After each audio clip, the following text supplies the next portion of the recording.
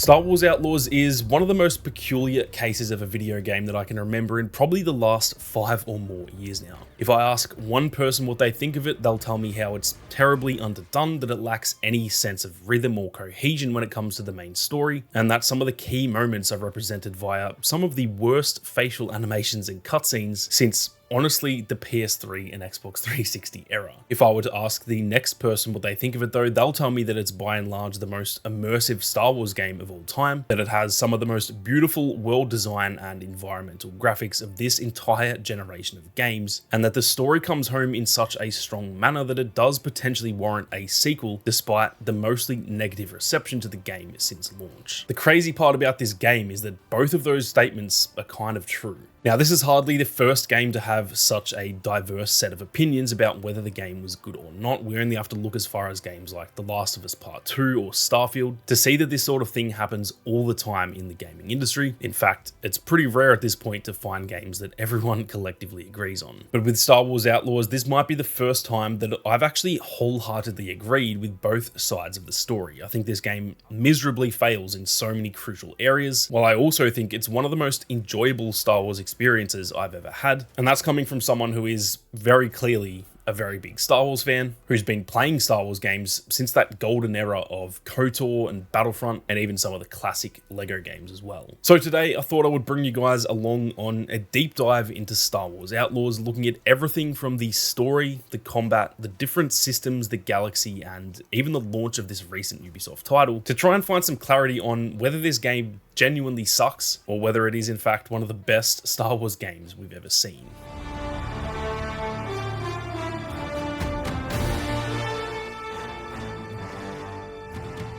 Now, in order to understand the context of this game in full, we need to go all the way back to the beginning when Lucasfilm Games first announced that Ubisoft and Massive Entertainment were going to be developing a brand new story-driven open-world Star Wars game way back in January of 2021. Even back then, nearly 4 years ago now, this came with a very, very mixed reaction from fans around the world, with some people clearly underwhelmed that Disney had chosen Ubisoft of all companies, while others were genuinely just excited that EA no longer held exclusive rights to the Star Wars IP. And so from the very first day, before we even knew the name of this game, the reaction was pretty much all over the place. Now fast forward to June of 2023, well over a year ago now, and Star Wars Outlaws was officially announced to the world at Ubisoft Forward, seemingly out of nowhere. Even though we knew this game was in development, not many people in the industry expected to hear anything about this game this soon. Not only did it receive a trailer at Ubisoft Forward, but the following day we also received a further 10 minutes of uncut gameplay, something that feels relatively rare these days compared to the glory days of E3, where that did seem to be the standard. Much like the initial announcement from Lucasfilm Games in 2021, and ironically, much like the full launch over a year later, it received very mixed reactions, with some people saying it looked like a Star Wars fan's dream video game, while others said it looked exactly like every Ubisoft title ever, but with some Star Wars paint slapped over the top. But while Ubisoft games of the past 5 to 10 years do tend to start with negative press right off the bat due to their similar feel and often soulless checklisty open worlds, this one felt like even more of an uphill battle for Ubisoft than normal. Not only was it a Star Wars game, and trust me, no one hates Star Wars more than Star Wars fans, but on top of that it was missing one key ingredient that tends to go hand in hand with Star Wars, the most iconic fictional weapon of all time, the lightsaber. Throughout the rich history of Star Wars video games, the overwhelming majority of them involve lightsabers in one form or another, and why shouldn't they? Being a Jedi, swinging around a lightsaber and using the Force, they're all synonymous with Star Wars as a brand, and when it comes to a video game, that is generally what people want to do, living out their power fantasy of being a Jedi, a dream that most Star Wars fans have had since they were a kid.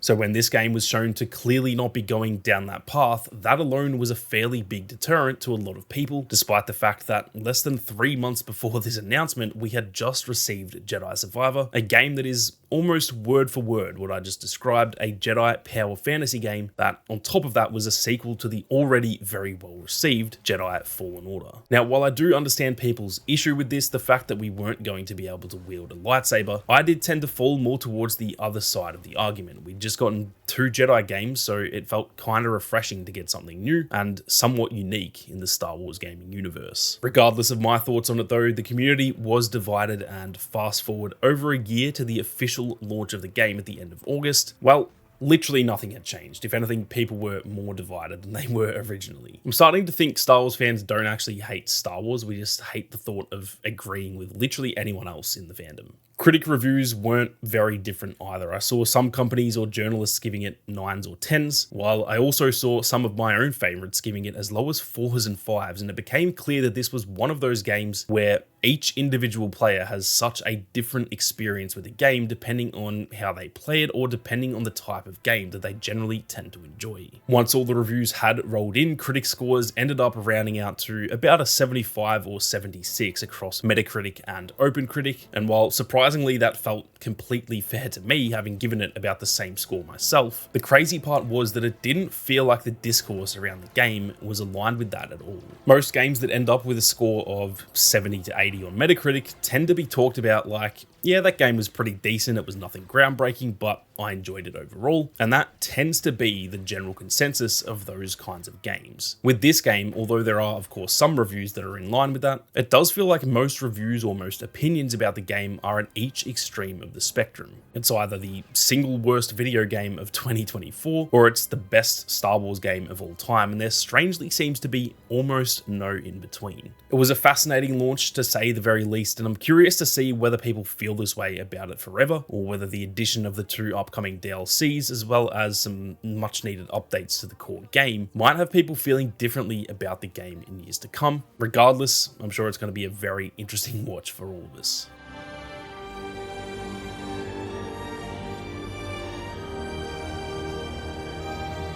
Now, probably the biggest selling point for me personally, and I'd have to guess for most Star Wars fans interested in this game, was the fact that it's an open world Star Wars game. This might sound crazy to some of you, but this is actually the very first time we've ever received that in the Star Wars fandom, despite the countless Star Wars classics we've had in the last 20 or so years. Some people would argue that some of the LEGO games were open world to an extent. Hell, even Jedi Survivor in 2023 was considered to be somewhat open world, at least when it came to the hub world of Kobo, where we did spend the majority of our time as Cal Kestis, but I myself wouldn't consider Jedi Survivor to be open world. Rather, it feels like an action adventure game that just happens to have an open zone map as one of the 5 playable planets. Realistically though, Star Wars Outlaws is the first time that any studio has ever tried to tackle an open world game set in the Star Wars universe, and to me this is one of the few areas in which this game absolutely shines. Whether it's arriving on Toshara for the very first time, seeing the crazy amberine mountains in the distance and the picturesque locations scattered around the planet, whether it's taking your first ride out into the jungles of Akiva to see where the bending roadways might take you, or whether it's wandering around Mos Eisley for the first time, arguably the most iconic location in Star Wars, this game gives you so many amazing moments to stop, smell the roses, and realize you're in some of the most beautifully crafted locations we have ever seen in any Star Wars game to date. I still remember my first time on Toshara very early on in the game, riding Kay's speeder from the Trailblazer to the main city of Miragana, taking my first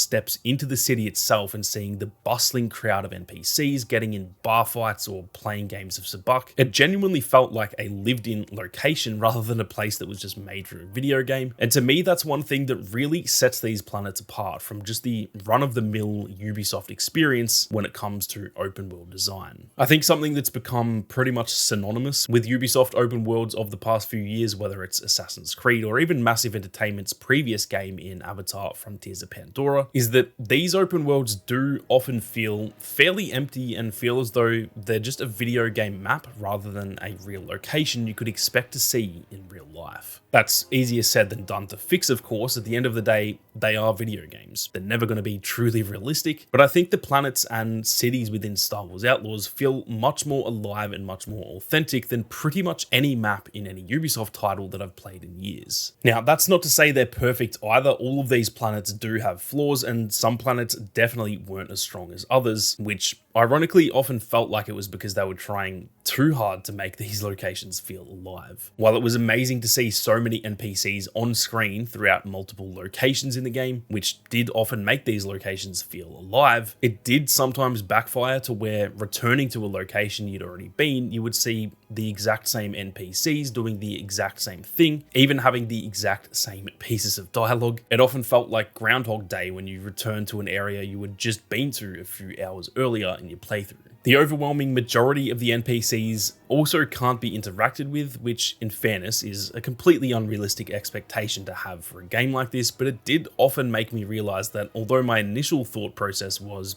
damn, this place feels so alive, when I actually took a peek behind the curtains, it felt much more artificial than I'd originally thought. And unfortunately, that does seem to be a bit of a common trend when it comes to Ubisoft titles, open world or not. With the other big boys in the open world genre, the Red Dead Redemptions of the world, the Skyrims, and even a game that came out earlier this year in Dragon's Dogma 2, those games do pretty much allow you to interact with every single NPC in the game, whether that's a meaningful dialogue that starts a quest line, whether it's a simple one-liner they give you, or even just being able to attack random NPCs because you feel like it. Let's be honest, we've all done it. There is just so much more interaction in those games that makes them feel a little bit more authentic, albeit those games I mentioned are more in line with RPGs compared to Outlaws being an action-adventure game that just happens to be set in an open world as well. One of the biggest complaints I've seen in the comments section of my other videos is that people really wanted it to be much more like GTA, where you can pretty much do whatever you want. You could steal a speeder off an Imperial, causing them to chase you, or you could pickpocket anyone throughout Miragana. And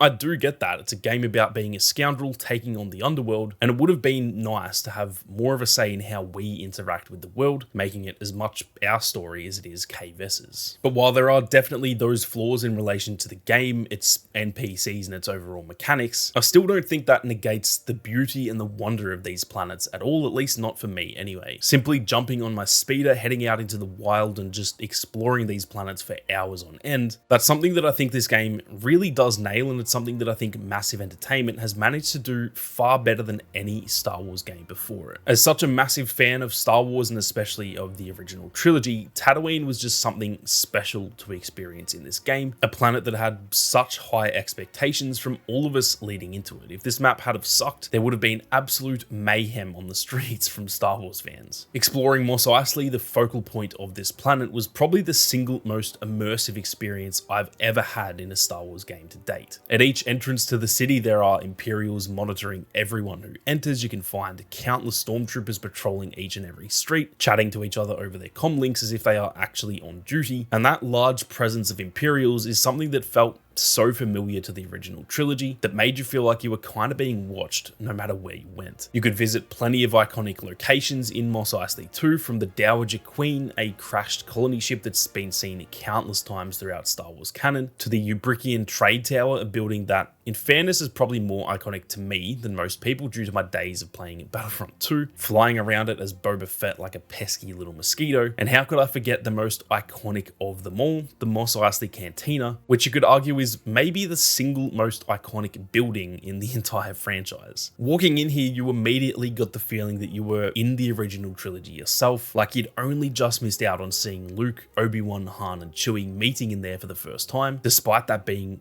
years before the events of Star Wars Outlaws. Massive Entertainment absolutely nailed the feeling of the cantina, even down to the little details like seeing the scorch marks on the wall where Greedo narrowly missed Han with his blaster during their altercation in A New Hope. It all just felt so authentic, and to be honest, it probably needed to feel that way because, again, I think Star Wars fans would have genuinely rioted if that hadn't been the case. Outside of Mos Eisley though, there was still so much more to see, with that being probably less than 10% of the whole playable area of Tatooine. Just south of Mos Eisley was a large Hutt territory, somewhere that was completely safe if you were in good stead with the Hutts, but somewhere that was bordering on a death warrant if you dared to visit with a bad reputation. Even further south than that was something that I think we all wanted to see in this game, the famous Lars homestead where Luke Skywalker was raised by his uncle Owen and Aunt Beru, and this was also filled with amazing details that showed the devs really did care, from notes left behind mentioning Luke's favourite toy to the scorched earth where Owen and Beru unfortunately met their fate during A New Hope. You could even head just up the road to Toshi's Station, a place that, despite being such an iconic name, being pretty much the first words that Luke Skywalker ever spoke on screen, has actually only been seen on screen one single time prior to Star Wars Outlaws, that being in one of the earlier episodes of the Book of Boba Fett. Over to the west of the map, you could ride through beautiful canyons carved out by the wind and the previous oceans and rivers that used to fill the now barren sand pit that is Tatooine, and those same canyons would eventually lead you to the Dune Sea, which, although it appeared very boring at your first glance, did even hold a few secrets of its own. Heading out to the center of the Dune Sea would lead you to a Sarlacc pit, and part of the game even saw you needing to enter the mouth of the dead Sarlacc to retrieve an item before returning it to a Jawa called Tika. Funnily enough, the same Jawa that we saw in the Kenobi series on Disney Plus way back in 2022. On your way there, you could even find the bones of a dead crate dragon, yet you probably don't want to stop and stare at it for too long, as there was in fact a live crate dragon living its best life out in the Dune Sea, and it did not hesitate to ruin your day if you tried to get too close to it. Closer to the center of the map, you could find another small settlement, this one being under Imperial control, known as Bestine, and then further north of that, you could find one of the most picturesque locations in the entire game, Jabba's Palace, which sits like a kingdom looking down on the rest of Tatooine, which is probably exactly how Jabba wanted it to feel, considering he pretty much ran the planet himself. Tatooine had such high hopes and expectations from the player base leading into this game, and I must say they absolutely nailed just about everything that they could have from the planet. It feels authentic to Star Wars, it feels exciting to explore, and that's not an easy thing to achieve when you consider the fact that this planet is pretty much just a barren wasteland. Now, on the complete other end of the spectrum, when talking about a wasteland, we also saw our first introduction to the planet of Akiva, and this is anything but a wasteland. In fact, it's filled to the brim with jungles and rivers and plenty of amazing Easter eggs throughout. While we have seen Akiva before in novels, those namely being the Aftermath trilogy of books that were set not too long after the events of the original trilogy, this was our first time actually seeing Akiva with our own eyes, and having read those novels back in the day, I must say it didn't disappoint. While I do definitely have a few complaints about the map, the biggest one being that it did feel much less like an open world than Tatooine or Toshara, I still enjoyed my time here overall, and it was potentially one of the more lore-heavy planets in the game, which I obviously enjoyed, being the absolute nerd that I am. I was constantly geeking out about little nods to different eras of Star Wars, all the while taking in the beauty that is this planet. At least on a sunny day anyway. My biggest complaint about Akiva is that it was pretty much raining 6 days per week, which is not very nice to look at. The capital city of Mira was definitely the most engaging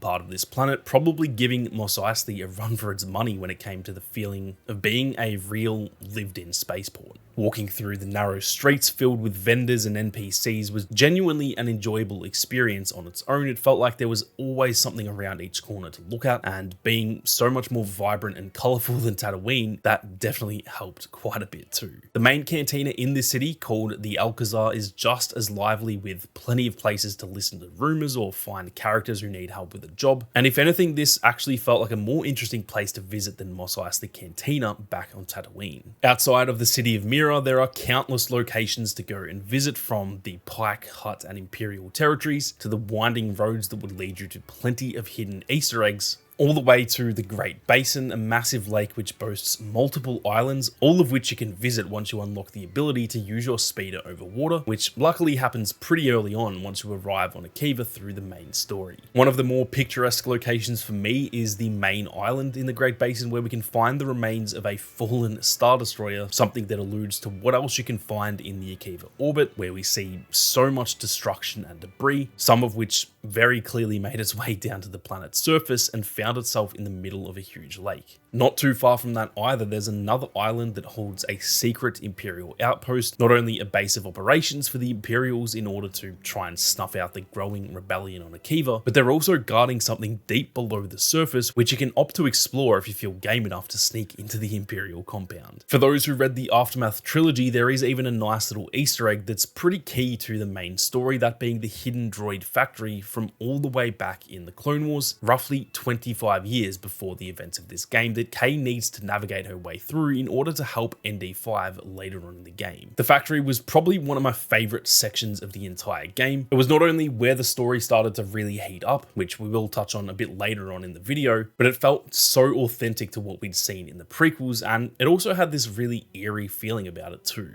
The entire time I was traversing through the broken down factory, I was just waiting for one of these battle droids to come to life and jump scare the absolute hell out of me. It was dark and dangerous, and it just felt like something was about to jump out and scare you, even though that actually never eventuated. Regardless, it did a great job of keeping me on edge and adding to the pressure that was already building due to what was happening with ND5 during that period of the story. Now, Kijimi was another planet that we got to visit throughout Star Wars Outlaws, and honestly, I'm a little bit torn on this one. On one hand, I think it was one of the more immersive, true to Star Wars locations, while on the other hand, I'm not going to lie, it really left me wanting for more considering it was such a small location in the grand scheme of things. In fairness to the developers, they were just going with the hand they were dealt, as the Kijimi that we saw in The Rise of Skywalker was also a very small location built into the side of a mountain range that seemingly had no other surrounding civilization. And so while I can see that they just stuck with what they had, it did feel like a slight missed opportunity that we didn't get to see any expansion on the city or the planet as a whole. What Kijimi lacked in size though, it more than made up for in detail and overall quality, as the city felt exactly the same as it felt in The Rise of Skywalker, feeling dark, mysterious, and relatively void of civilization. Overall, just a bad place to live, which in reality is kind of exactly what Kijimi is. Of all the locations in this game, Kijimi felt by far the most associated with the underworld, not only through the general feeling of the city, but even through the storyline where we see Crimson Dawn plotting to take control of the city from the Ashiga clan, a new crime syndicate made specifically for Star Wars Outlaws, who had been the local crime syndicate on Kijimi for hundreds of years prior to the events of this game. It really did feel like there was a turf war going on in the city, which made it feel all the more dangerous, especially if you weren't in good standing with one of the two syndicates. All of that being said, there isn't too much else to mention when it comes to Kijimi, which is probably why I had a few gripes with it. We were told leading into the game that there were 5 playable planets, and yet Toshara, Tatooine, and Akiva really were the only true open world locations we could explore, and since Canto Bight was clearly going to be a very minimal part of the game, losing another one of those 5 planets, bringing the total down to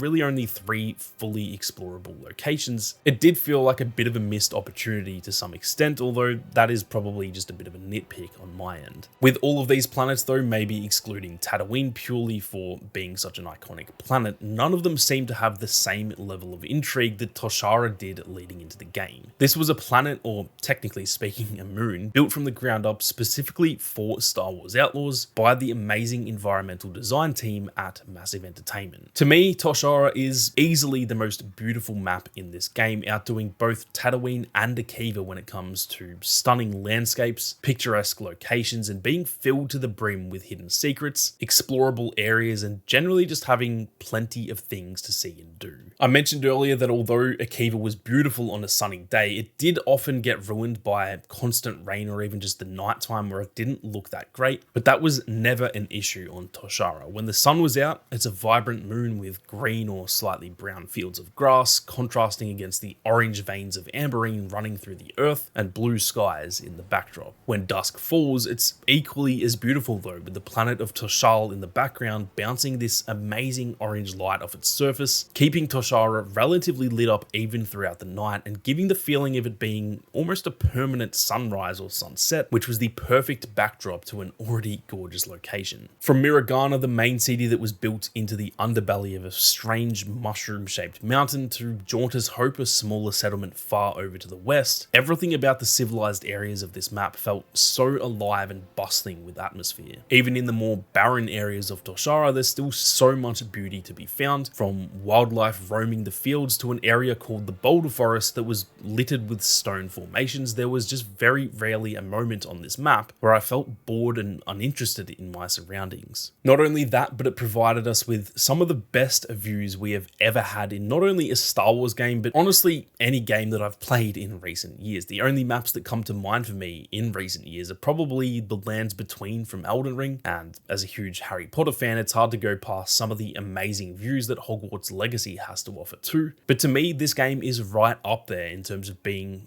almost breathtaking to look at. While there are some more negative critical areas that I need to get to throughout the rest of this video, this is one area that honestly feels very hard to critique. Massive Entertainment came through with the goods when it came to the level design, the environmental graphics, and the overall lighting of all these planets in Star Wars Outlaws. And as a huge fan of not only Star Wars but open world games too, that's something that I definitely do not take for granted.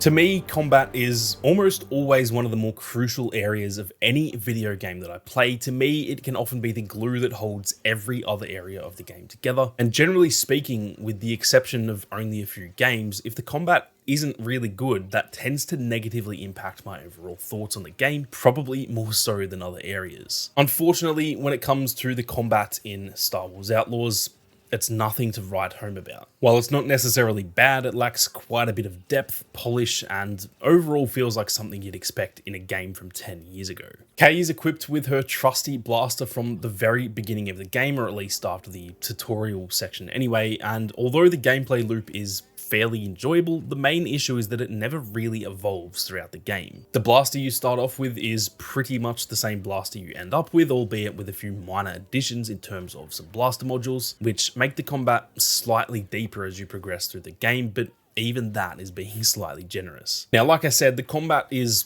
hardly bad. It's not like it doesn't work properly or it doesn't control well or it's just not at all enjoyable. It's just that it's very stock standard, almost like a safe approach to making combat, which doesn't really feel right in the Star Wars universe. This is a universe where there's a wide array of unique, interesting weapon choices, all of which are fairly unrealistic in our own world, and that should allow the developers of not only this game, but just any Star Wars game ever, to kind of release the shackles a little bit and have the freedom to make some really awesome, interesting, and overall unrealistic combat that's enjoyable for the players to get stuck into. Unfortunately, they just didn't seem to take full advantage of that in Star Wars Outlaws, with the only real improvements to the combat throughout the course of the game being two key additions to the blaster, one being the ion module that essentially shoots electricity, and the other being the power blast module that shoots the equivalent of an explosive round. You are also able to slightly change each of these modules, even the regular plasma module as well. And I will say it did feel nice and different to toy around with each of those changes. For example, the regular blaster is just a typical semi-automatic pistol type of setup, but you can change it to become pretty much a submachine gun shooting rapid fire blaster rounds that deal slightly less damage, but are still just as effective. Aside from that though, the combat really never evolves. You unlock the two additional modules as you play along through the main story, so they are somewhat staggered. It's not like you're fully upgraded by the time you're 10% into the game and then you just have to play the rest of it with no changes. But it did still feel relatively shallow to me, unfortunately. I've played through the entire game twice now, and never at any point did I feel overly excited about potential upgrades to the blaster. One thing the combat does allow though, outside of just using Kay's blaster, is the ability to pick up weapons off the body of fallen enemies. And there are actually quite a few different options, from regular SMG or AR type blasters that the stormtroopers often use to different sniper rifles or even shotguns. Hell, you can even pick up grenade launchers like the Relby V10, which is somewhat iconic for any fans of Star Wars Battlefront, where Bosk wielded the same weapon to become one of the stronger heroes in the game. But the issue with the weapon pickup system is that it was really limited. The weapons you can pick up have what's essentially an ammo count, even though that's not really how it works in the Star Wars universe in most cases, but you could only use them for a very short amount of time before they overheated and needed to be discarded, at which point Kay just goes straight back to her trusty old blaster. This for me was one of the biggest downfalls of the combat in Star Wars Outlaws, because the ironic part is the combat with each of these unique weapons was so massively superior to the regular blaster combat. And honestly, if the entire game was at that level, I would actually have said that the combat was pretty damn solid. Now, I do get why they didn't allow this, because I think they were going for the sort of Han Solo and his trusty iconic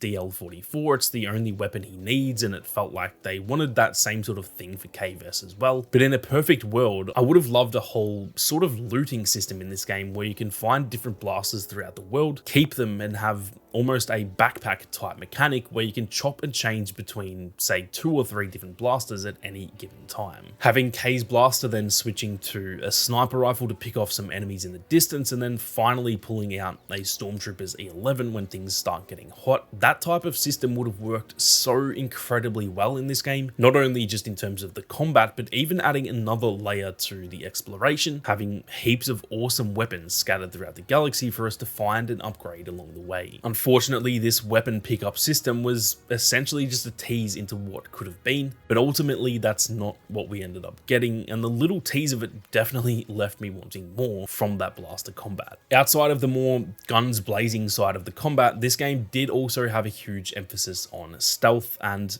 unfortunately for me, this felt even more underwhelming and unloved than the regular blaster combat that I just spoke about. While there were some really good sections of stealth in this game, and keep in mind, I do really love stealth gameplay coming from a long time playing games like Assassin's Creed, Splinter Cell, and even the Sniper Elite games back in the day, but the majority of the stealth in this game felt very samey, very basic, and oftentimes was completely ruined by probably some of the slowest, most stupid AI I have ever seen in a video game. There would be times you could straight up murder someone 10 meters away from multiple enemies, and they wouldn't even react when they were clearly looking in your direction. There'd then be times when you felt like you are perfectly hidden, and yet an enemy would somehow spot you from the most obscure angle, and overall, the experience just felt very inconsistent at times, although for the most part, I do think it worked as intended. Sometimes you could even use the adrenaline rush sort of Deadeye-like ability in a stealth situation, and sometimes it wouldn't even alert enemies unless they were right next to you. I understand that stealth needs to be somewhat unrealistic in order for it to be fun. In reality, if you made it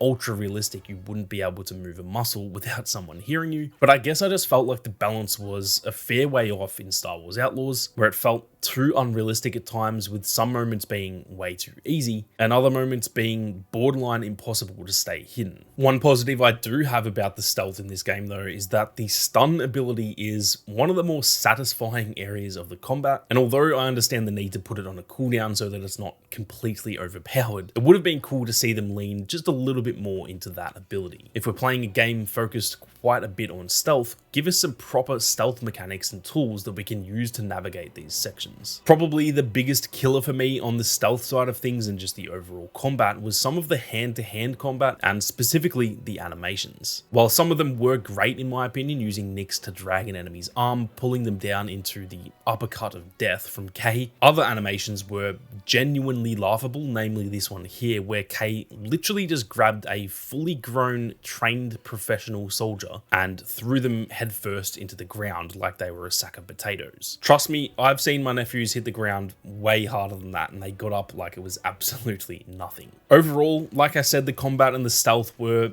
far from bad. I just think it was very middle of the road, which is not what I was expecting, or I guess hoping for, from the team behind the Division games and the publisher behind games like Assassin's Creed. It left a hell of a lot to be desired, and it's probably the main area in which, if we are to get a sequel to this game, I think they absolutely must upgrade in the next installment.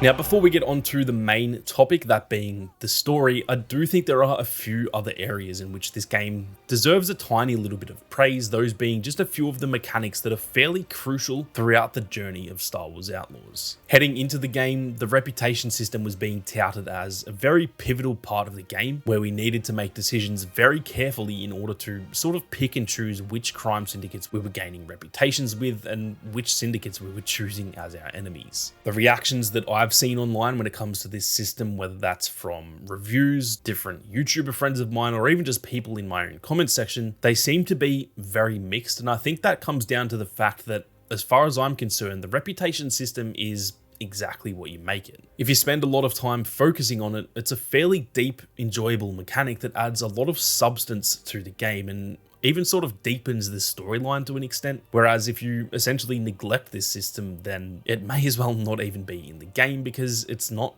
overly crucial to the main storyline. Now, on one hand, that is probably a negative thing that a whole mechanic isn't really that important despite being a somewhat large system in the game, something that was talked about from the very beginning as one area this game might stand out from the crowd in. On the other hand, I do think it might be a good thing that it's not overly crucial to everyone's experience because, simply put, it could have just ended up being another typical checklisty mechanic in another Ubisoft game, adding to what people often refer to as the Ubisoft bloat. Like I mentioned earlier, often Ubisoft games do have different mechanics or systems that just add nothing of real value to the game, while sometimes being a requirement for us to pay attention to, and ultimately it makes those mechanics and sometimes the game overall feel like more of a chore or a task than a fun, enjoyable video game. For me personally, I did enjoy the reputation system. I thought it was fun to sort of pick and choose who I wanted to be friends with and work more closely with, allowing me into different areas of each map depending on who I had a good reputation with, and I thought it just added a tiny extra layer to the game that, to be honest,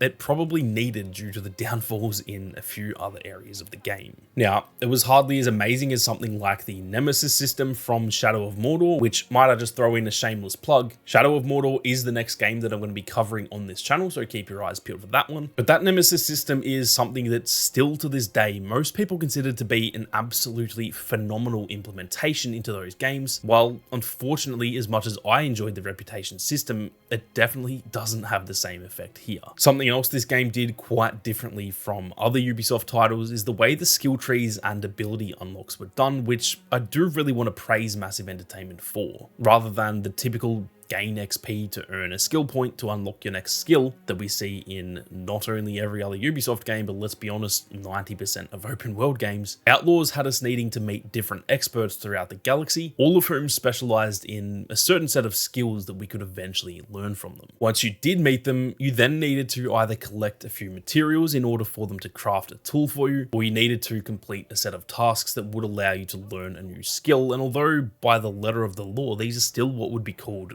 checklisty items that I've sort of referred to a few times now, it felt engaging enough and unique enough from other games that I was kind of more than happy to have it be this way. While this system is hardly revolutionary, it was nice to see a Ubisoft studio step outside their comfort zone a little bit and try to sort of shake up the formula of all of their other games, even if it was only a tiny change, because at the end of the day, it was still a refreshing take on earning and unlocking new skills and abilities.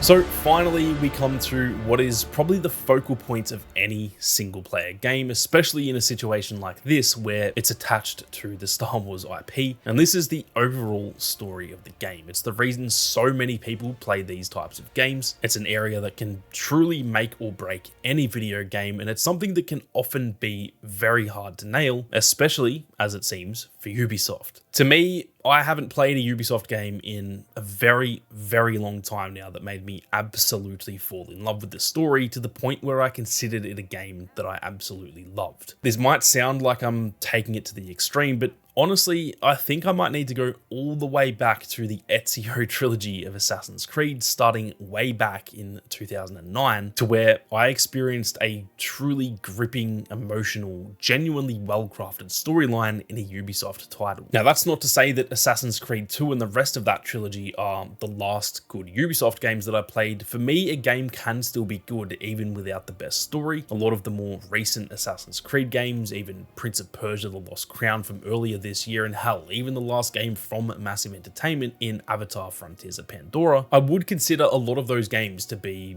really solid and games that I genuinely had a lot of fun with, despite the stories being relatively lackluster in a lot of cases. It does seem as though Ubisoft studios tend to produce some more cookie cutter, almost entry-level storylines on a pretty consistent basis, which in fairness is probably a large part of why they have the reputation that they currently have in the gaming community. Unfortunately for me, Star Wars Outlaws falls into very much the same category as most of the other Ubisoft games, in that the story just felt like it was very much run of the mill. Nothing about it was bad, but nothing about it stood out either. It was just okay, and at the end of the day, that's fine for most people. But when you're making a game about Star Wars, which in my opinion is one of the best and definitely one of the most famous stories ever told in such an amazing universe with essentially unlimited potential, I feel like it's a missed opportunity not to make the most of that. While the game does come home very strong in my opinion, and we'll dive a bit deeper into that in just a second, the first maybe, I don't know, 60 to 70% of the story just felt pretty underwhelming to me. Again, not to say that it was bad, but it just didn't grab me like I hoped it would, and what was carrying the game for me at that point was just exploring the worlds and finding new areas, which was interesting enough to make the story feel like it was kind of worth pursuing.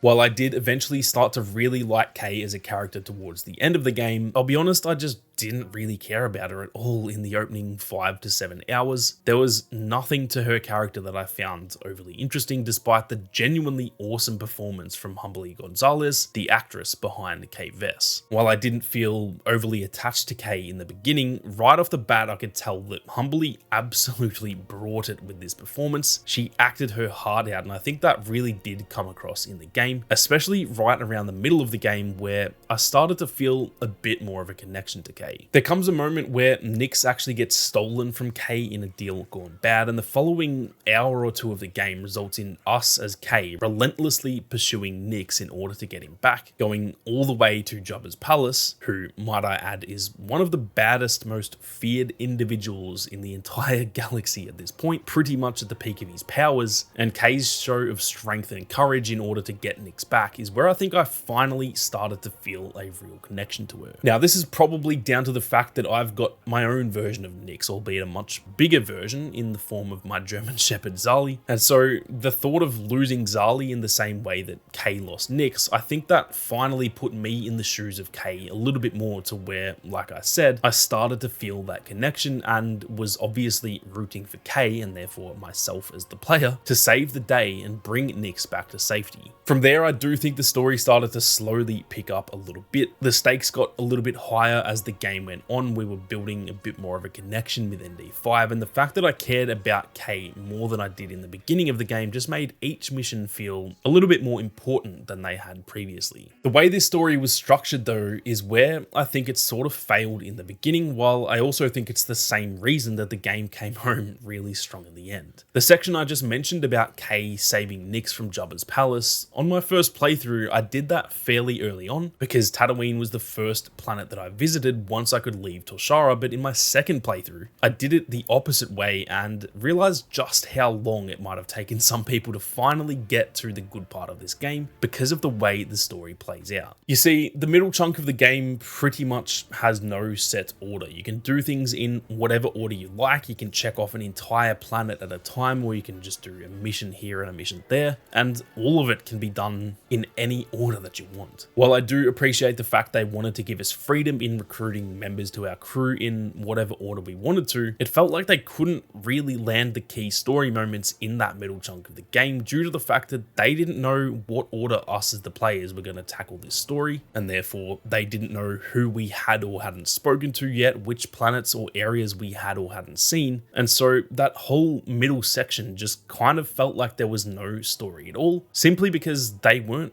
really telling us a story, more they were just leaving a few threads for us to follow that eventually lead us all to the same point in the story where it finally becomes linear again. To me, I think that is why the opening of this game was so poor compared to the rest, because once the story became more linear, we had all our crew, or at least most of them, we were locked in on what the mission was and what needed to be done, and that's where the story really started to pick up. And the reason for that is because they could finally tell us the story they wanted to tell us, rather than leaving it up to us to decide how we wanted to approach it. If you can imagine watching a TV series where episodes 1 through 7 are in a different order for you as they are for me, and in a different order for you as they are from your friends, but then episodes 8 through 10 are in the same order for all of us, I'm sure you can imagine that it would take pretty much a genius of a writer to make that show as great for one person as it is for everyone else. It can definitely be done, but it's a hell of a lot harder to get that story right than just a linear story where we all watch the same show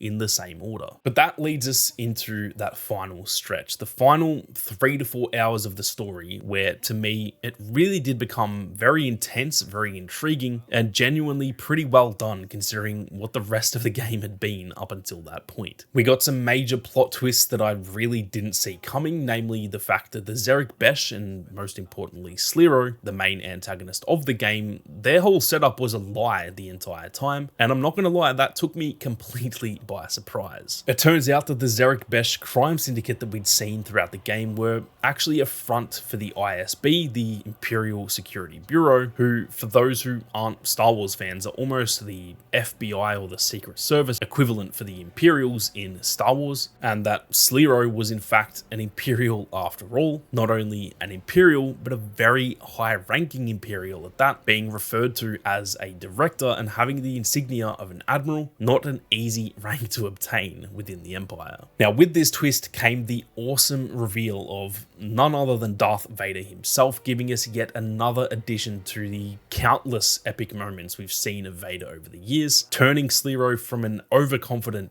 arrogant leader to a groveling, spineless shell of himself within literally a matter of about 30 seconds. Now, if I'm going to be honest, I did feel as though this Vader scene was maybe shoehorned in for the sake of having a big, awesome reveal late in the game. But with that being said, I'm definitely not complaining, and I don't think it really hurt the story either. At the end of the day, if Palpatine was having issues with one of his inferiors, who better to send than the biggest, baddest villain of all time to put them back in their place? From here, we saw even more twists with the revelation that Jalen was Slero's brother, albeit one that was fairly easy to pick up on if you had paid attention to some of their monologues earlier on in the game, and even the smaller twist that Rico, Kay's mother who had come back into the picture earlier on in that final act, kind of knew about this whole plot the entire time too, despite clearly saying otherwise to Kay. All of this ended in a very difficult situation for Kay, where she wanted to save ND5 from being essentially a slave to Jalen, someone she just learned was a very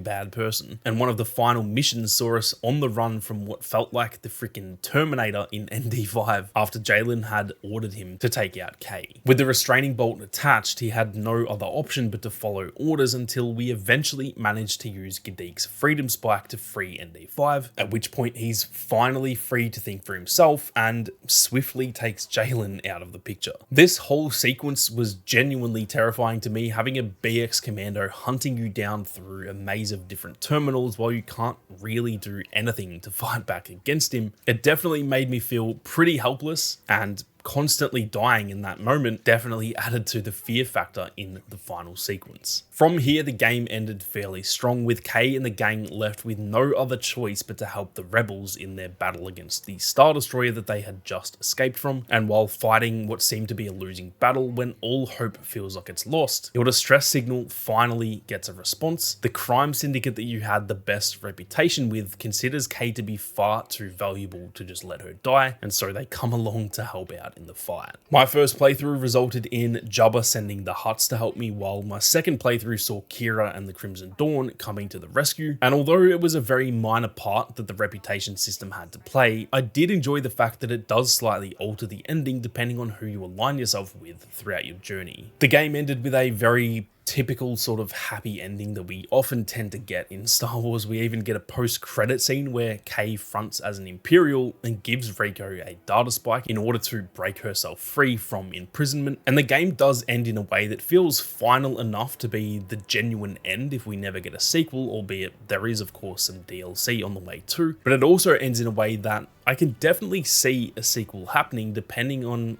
how the sales go, because for Ubisoft, that is ultimately the only thing that really matters to them. From a very underwhelming cookie cutter storyline for the first 60 to 70% of the game, it does come home quite strong, especially for those of us who are big Star Wars fans. And I do think the ending saved this from being a genuinely pretty lackluster story to a story that ended up doing the job by the end of the game. So to tie this video together, I think it's fair to say that this game is inherently a divisive game in the fact that it really leaves itself open to interpretation. Your playthrough is probably very different to mine, and some areas of the game were done amazingly well, while others genuinely failed beyond words. If you love Star Wars, if you love open worlds and you're easy to please when it comes to storytelling, I can genuinely see a lot of people saying that this is their favorite Star Wars game of all time, and that it's a good 8, 9, or even potentially a 10 out of 10, albeit I do think that is being slightly too generous, but I get it. On the other hand, if you're looking for great combat, deep gameplay systems, and a phenomenal story, then even with the great open worlds in this game, I can genuinely understand those who gave it a 4 or 5 out of 10. It didn't hit in the areas that they wanted it to, and who am I to judge what everyone else sees as the most important aspects of a video game? It's been a long time since I've played a game that's been this open to interpretation, and while I think Massive Entertainment did a pretty solid job in creating a good, sturdy foundation for Star Wars Outlaws, there are definitely a lot of key areas that I think, if we are to get a sequel, need some genuine improvement, if not complete reworks, as well as a lot more time in the oven to let those elements cook. I think it'll be interesting to see how this game is viewed over time, whether it'll always be seen in a more negative light, like a game that just never lived up to the promise, or whether in a few years it might be one of those games that we kind of all look back on and wonder whether perhaps we treated it too harshly. One thing I'm almost certain on though is that nothing will probably change. The perception of this game will most likely always be split down the middle, and I guess at the end of the day, that's completely fine. For me, I will say that I really hope we end up getting a sequel, because I could see this series going very similarly to the Jedi franchise, where yes, Jedi Survivor had some real performance issues at launch that very negatively impacted the view of that game, but in reality, Jedi Survivor took everything the first game did well, did that again with slight improvements, while also taking everything the community hated about the first game, fixed them, changed them, and genuinely made an amazing sequel to what was already a solid first game in Fallen Order. While I think this game did fall flat in some crucial areas, if Massive decides to come back in 4 or 5 years with a sequel that does all the same things right while improving the story, the combat, and overall just listening to the feedback from the player base, I genuinely think that a sequel to this game could potentially be one of the better Star Wars games we've ever seen. For those who are still watching and have made it all the way to the end of this video, I wanted to say a massive thank you for watching and say that I hope that you enjoyed the first video on this channel. Please do leave some feedback down below, and hey, while you're at it, make sure you're subscribed, as I will be covering so many other games on this channel in the future, with the next video being a retrospective look at Middle-earth: Shadow of Mordor on its 10-year anniversary this October. Thank you all so much for watching. You guys have a great day, and I'll catch you all in the next one.